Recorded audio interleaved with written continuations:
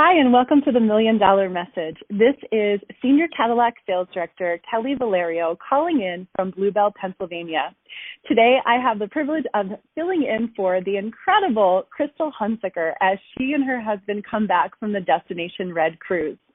Well, as I thought of all of the different things that I could be sharing with you today, I decided to share exactly what I'm doing right now. So the topic that I'm going to focus on is time management.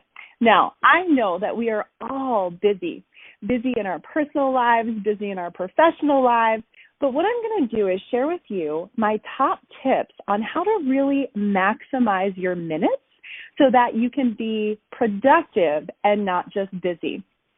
So I'm going to go through 4 points, and the first one is to focus on the most important tasks. Well, we always hear that where your focus goes, grows, and it is so true. So what I encourage you to do is prioritize the day before. So what are the focuses for your day to bring you the best results? Well, for me, I always refer back to the consultant 4-hour plan. And what that is that it's going through 4 different parts of the business, and it's purposely scheduling those into your day so that you can make sure that those things get done. So what are those 4 things? Well, the first one, of course, is our booking. The second one is our coaching and pre-profiling. The third one is our team building. And the last one is our customer service. You see, when I put those in my schedule purposely, what I find is that I never drop the ball on one of those 4 important things to building my business. Now, the second thing is to refocus and review. Here's the thing, refocus as needed because, let's face it, throughout the day, as we're trying to maximize our minutes, we will get distracted. But the key is to know what your distractions are. So I'm going to let you in on a little secret. Here's my 3. Number 1, my biggest distraction is creative avoidance. As you know, we have the luxury of working from home, but I find that when I'm home, when there's something there, the task that I'm supposed to be doing that maybe isn't the most comfortable task for me, such as, getting on the phone and, booking new appointments, I might just decide to empty the dishwasher instead. Maybe you can relate. So I have learned that in order for me to get the most done, that I actually have to leave my house in order to get that done. Now, for some of you, working in your office or working from your kitchen table or your living room is where you feel the most powerful, but it's just important to know the space where you work your best. The second thing, I think we can all relate to this, social media. So what I've learned to do is not, waste my time scrolling throughout the day, but to just be on purpose about when I post and then maybe check back later after I'm done my day.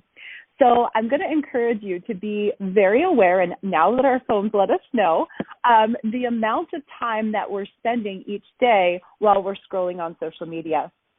Now, the last thing that is distracting to me is calls and texts coming through. And what I mean by that is when I'm trying to focus on a certain task and, maybe my, best friend calls or my mom calls, and it's very easy just to stop what you're doing and pick up the phone or just respond to that text message.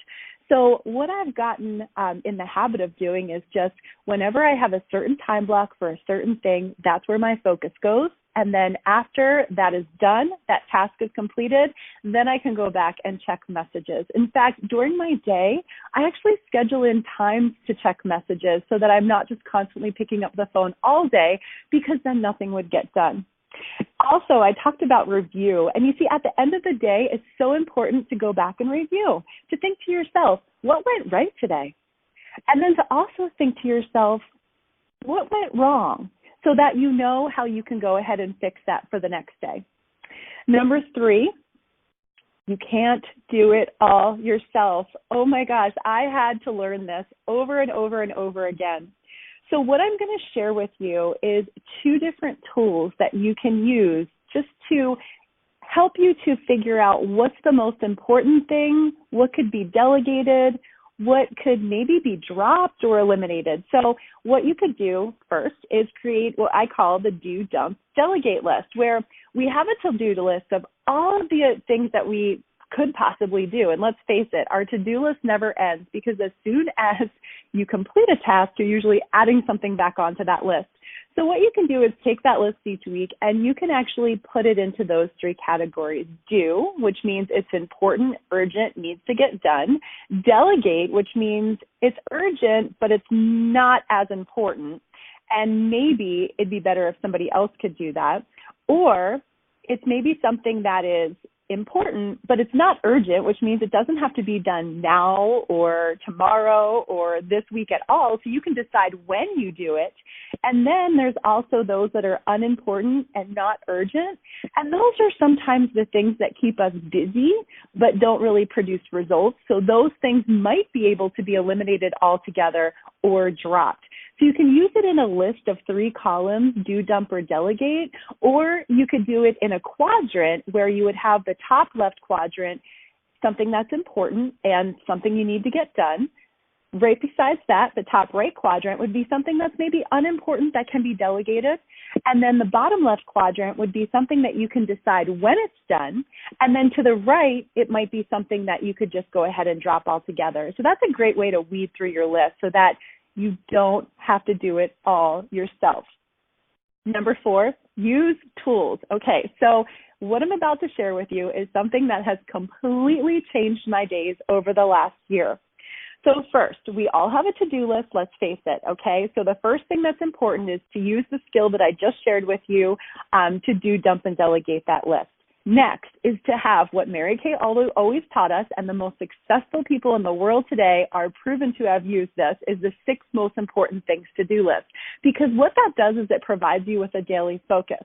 So what I've gotten in the habit of doing is each and every night before I go to bed, I take everything, every thought that's on my brain, and I put it on a piece of paper so that when I wake up the next day, okay, 1, I rest easier knowing that it's already on paper, ready to go, and it's out of my head.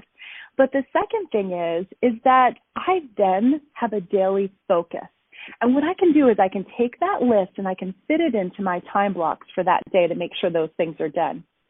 Now, the next thing, I'm going to be very transparent with you, because when you purchase your starter kit, you get this adorable little date book. And in that date book, if you open it up to a month at a glance, you see all of these blocks in there. And you see, I used to look at those blocks and I would see that in the middle of the afternoon, I'd have a facial scheduled, and in the evening, I'd have a party scheduled. And I felt like that was a powerful day. And you see, I was a bit jaded because what looked like in that little box was a lot of action and activity really wasn't. So what I started to do, which has been a big game changer, is I take my date book, and every Sunday I sit down and I bring out that good old weekly plan sheet. And what I do is I transfer my date book, my appointments, into my weekly plan sheet. Now, once you do that, it is very eye-opening to see how many hours and minutes throughout the day are not being used, but maybe because you looked at it in that small little space, it looked like it was being used. So what do I put on my weekly plan sheet? Well, I actually try to wake up and go to bed the same day every single night, or every single day. So my wake-up time and my bedtime is on there. Also, I put down my quiet time because it's so important that I pour into myself before I can pour into others. I put down my workout time. Many of you have a miracle morning. You could put that in there as well, too. I also put in the times that I eat, my shower time and time to get ready. I put in my appointments for the day. I also schedule those 4 things: my booking, my coaching pre-profiling times.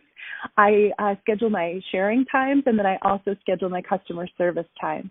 And you see, as I look at my day, what I found is that when I started using this, I was shortening the amount of time that I was spending on each task because it was allotted to a 15, 30, or hour time slot. And you know how sometimes we can get a little carried away with different tasks? It allowed me just to be on purpose and on time with it, which allowed me to get more done. So at the end of the day, when I had that reflection and review time, I could look back and feel super accomplished with everything that I got done and knew exactly what I was going to focus on for that very next day. So when you take care of your minutes, it's funny how the hours take care of themselves. So this week, I encourage you to break out that weekly plan sheet. Start that 6 most important things to do list and take notice at the end of the week how much you were actually able to get done and the tasks that you've completed. I wish you a powerful week. Thanks for allowing me to share.